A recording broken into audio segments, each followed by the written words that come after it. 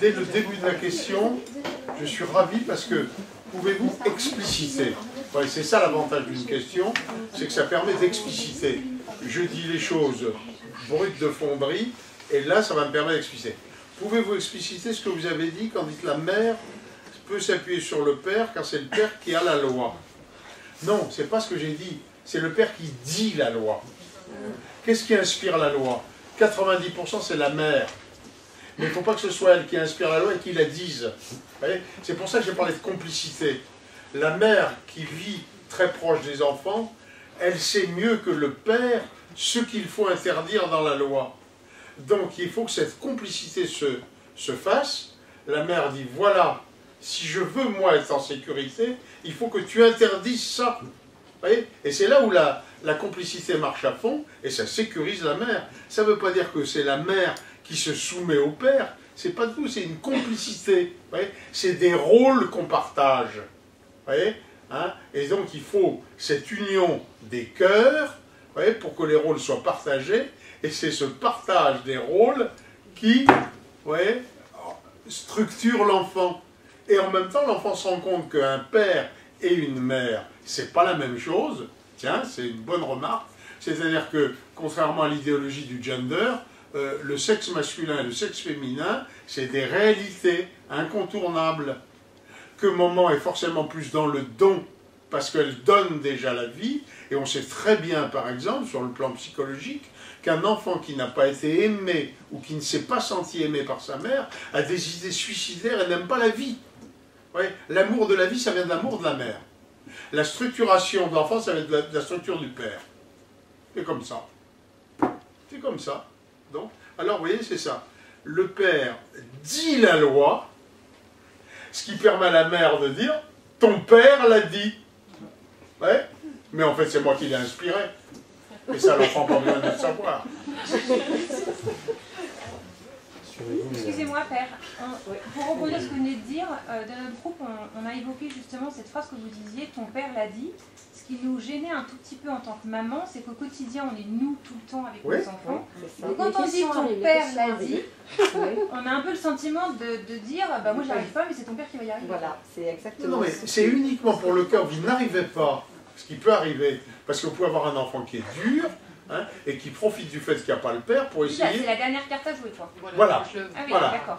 Mais attention, ton père l'a dit, et quand il reviendra, ça sera ta fête. C'est pour ça qu'il faut qu'il y ait cette complicité. Parce que ça veut dire que quand le père revient, il faut qu'il s'exécute, vous voyez, à dire à l'enfant, bon, eh ben, tu vas avoir éventuellement 500 grammes de viande fraîche non désossée sur ton pont arrière. Voilà. Voilà. Donc vous n'êtes pas contre la fessée? Non, pas du tout. Pour une raison bien simple. On est dans une société où vous savez, pour une raison bien simple, c'est que j'ai avec moi Saint Grégoire de Nice, quand même un père de l'Église, un cappadocien, c'est pas n'importe qui. Il dit une chose très simple, vous voyez, pleine de bon sens. Puisque le corps participe au péché, il n'est pas anodin, il n'est pas inutile, il n'est pas stupide que le corps participe à la sanction. Alors, c'est pas forcément une correction, ça peut être une privation de dessert. C'est tout ce qui va toucher le corps, parce que vous avez des gosses qui sont uniquement, à un certain âge, sensibles au corps. Ils ont un psychisme que... ils s'en foutent, les grands discours, ils n'y font pas attention, mais s'ils ramassent 500 grammes de viande fraîche non désossée sur le pont arrière, là, ils font gaffe. Et les parents ont parfois l'impression d'être trop durs quand ils font des choses comme ça, quand ils ont des enfants parce qu'on vit durs dans un monde affectif où on ne comprend pas qu'on peut aimer tendrement un enfant tout en lui flanquant 500 grammes de viande fraîche sur le coin du pont arrière. C'est ça. C'est là où il y a une confusion entre l'affectif et l'amour. L'amour viril implique, vous voyez, de quelquefois, je vous dis, prendre le gosse par le callback et dire ça va être ta fête. Et ça va être ta fête parce que je t'aime et que j'ai pas envie que tu te détruises. Alors, jusqu'à 6 ans, vous n'avez pas à vous justifier. Mais ça veut dire que les règles que vous posez entre 0 et 6 ans, il va falloir que vous puissiez les expliquer, ce qui n'est toujours pas se justifier. C'est justifier la règle. Vous voyez, il faut que la règle soit justifiable. Mais il ne faut surtout pas la justifier entre 0 et 6 ans. Entre 0 et 6 ans, la règle c'est ça, mon coco. Et quand tu vas passer l'âge de raison, On continuera à la faire respecter, mais on te l'expliquera pour que tu puisses te la réapproprier. C'est comme ça que tu deviendras un adulte, c'est en te réappropriant la règle. Mais d'abord, on va te la faire respecter. Oui, les parents n'ont jamais à se justifier. Ils font respecter la règle sans l'expliquer jusqu'à 6 ans, et quand l'enfant a l'âge de raison, ils font respecter la même règle en l'expliquant. Ce qui n'est toujours pas se justifier. C'est montrer que la règle, elle a des raisons. Parce que l'homme est un être de raison, et quand il a l'âge de raison, l'enfant doit comprendre que les parents appliquent des règles raisonnables. C'est bien pour ça qu'il faut que les parents dialoguent sur l'éducation, de façon à se mettre bien d'accord sur des règles raisonnées, raisonnables, qu'ils pourront expliquer le moment venu. C'est un travail, l'éducation. C'est un travail qui demande du dialogue entre les parents.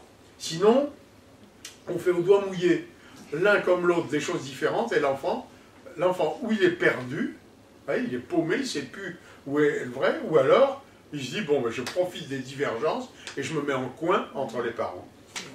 Et ça, ils savent faire, les enfants. Il ne faut surtout pas prendre les enfants pour des imbéciles. Ça, c'est quelque chose qu'il ne faut pas faire. Alors, comment faire lorsqu'on punit un enfant? Par exemple, on le met dans sa chambre, mais que l'enfant ressort en bravant la maman. On peut effectivement fermer l'enfant à clé, on peut effectivement lui donner une fessée, ou si vraiment on ne s'en sort pas, on lui dit attention, ce soir tu vas en prendre le double par ton père. Seulement il faut que le père soit d'accord. Et qu'il ne soit pas comme beaucoup de pères qui disent ah ben non, je ne veux pas passer pour un flic. Non, c'est pas être un flic, c'est faire respecter les choses pour, j'allais dire, et le bien de l'enfant, et j'allais dire comment dirais-je, le respect des nerfs de la maman. Oui, parce qu'il y a des mamans qui sont aujourd'hui usées nerveusement parce que les pères ne font plus ce boulot. Si le père fait ce rôle que tout le monde lui dira c'est un rôle de chien de garde, etc., si les pères ne font plus ce boulot, ben c'est les mamans qui craquent. Moi, je ne m'étonne pas qu'il y ait autant de mamans qui craquent, si vous voulez, parce qu'on leur fait faire à la fois le boulot du père et le boulot de la mère. Alors si en plus elle travaille, je ne dis pas bonjour les dégâts. Ouais, moi je pense qu'il y a une insuffisance d'investissement masculin aujourd'hui dans l'éducation. Je pense que c'est la maman qui dérouille le plus. Et puis l'enfant. Là, dans ce cas-là, c'était aussi avec un enfant assez dur où le père aussi ne savait plus quoi faire, si vous voulez. Il peut y avoir quand même des situations un peu extrêmes, non? À mon avis, si on a commencé à partir de 8 mois, ça m'étonnerait. Alors, si on n'a pas commencé à partir de 8 mois, est-ce que c'est rattrapable? Comment faire? Parce que c'est jamais rattraper perdu. Parce que la caractéristique de l'être humain, c'est sa capacité de rebond. Mais ça va être beaucoup plus difficile. C'est beaucoup plus difficile. Oui, parce qu'on n'aura pas créé des réflexes de respect, des réflexes d'obéissance.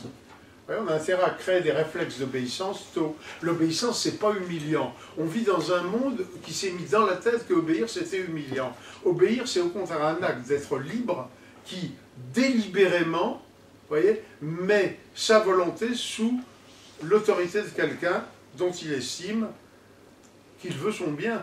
C'est pour ça qu'il faut que les parents, il faut que les parents sentent que les enfants veulent essentiellement leur bien et non pas leur confort. Ouais. Le rôle de l'éducation, c'est pas fait pour le confort des parents, c'est pour le bien des enfants. C'est pour ça que c'est un travail, c'est le travail majeur des parents. Et donc il y a une nécessité de dialogue des parents. Et moi je le dis aux jeunes que je prépare au mariage, je leur dis, c'est une des choses dont il faut que vous discutiez avant de vous marier. Parce que si vous êtes déjà sur 2 stratégies différentes avant de vous marier, vous allez voir les dégâts. C'est une des choses... Vous voyez, on ne regarde pas les choses importantes dont il faut discuter avant le mariage.